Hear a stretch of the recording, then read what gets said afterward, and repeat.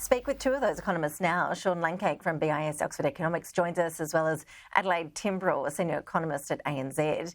Now, Adelaide, I understand you're with the majority of economists. We just heard about from Ed there, who think rates will stay on hold today. But Sean, you're not too sure. Why not? Yeah, look, I think the RBA were reluctant risers in November. They clearly wanted to ride this cycle out without another cash rate hike, but there was enough in that Q3 CPI data to scare them, and I just don't think one hike is going to do enough to allay their concerns about what's going on in the inflation outlook at the moment. Adelaide, what's your view? Just how confident are you that rates will stay on hold this afternoon? Look, I am relatively confident that we will see rates on hold this afternoon. What we saw in the latest data was, yes, wages grew, a lot more than they have really since the series began, but that was something the Reserve Bank had also expected.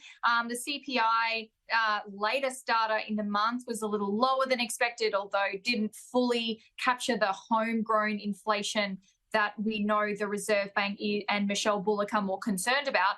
Q3 CPI data, though, I think that happened before the November hike. I think they used the November hike as risk mitigation strategy rather than a change in their fundamental outlook on inflation. And it would be really hard to get an upward surprise in the reading of the data over the last 4 weeks, just given how resilient the Reserve Bank's economic outlook is and how kind of pessimistic their inflation outlook is in the near term. Maybe next year there's a chance of a hike, but I think for now they're not likely to be needing to hike in December. I think they'll be sitting back waiting for at least that quarterly CPI data ahead of February before they truly consider deeply making a move.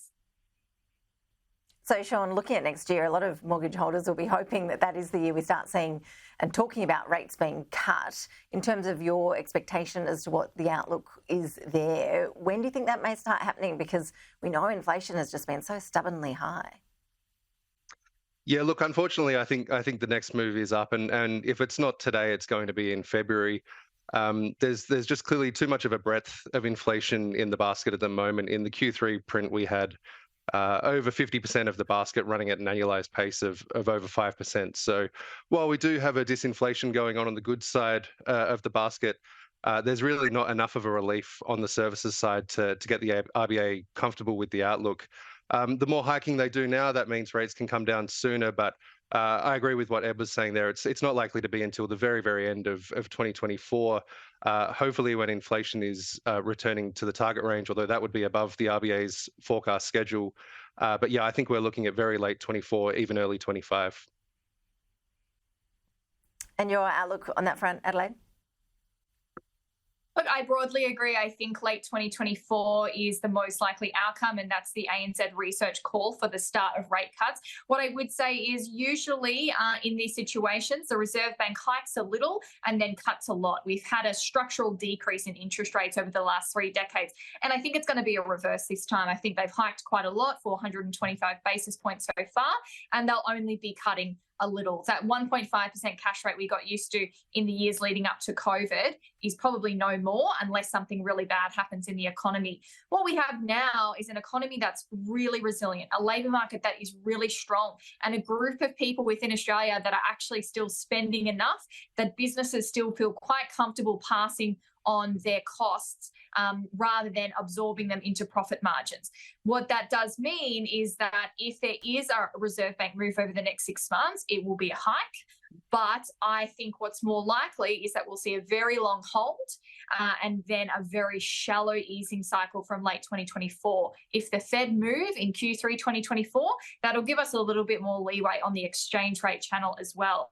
I don't think the Reserve Bank will need to see inflation back in the target band to start unwinding the restrictive territory. Whether the cash rate is 4.35, 4.1 or 3.85, that's going to be still slowing people down or keeping people from really making, big spending and lending decisions. So what they have to do is actually unwind it back more towards neutral territory before inflation is 2 to 3%. Otherwise, inflation could nosedive, because there's long and variable lags with monetary policy. So you have to be doing stuff early. I think it was good that they hiked in November.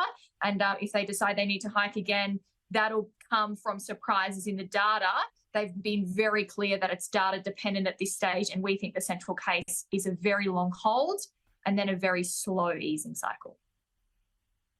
Not long until we know what today's decision is. Adelaide, Sean, really appreciate you joining us with your analysis. Thank you so much. Thank you. Thank you.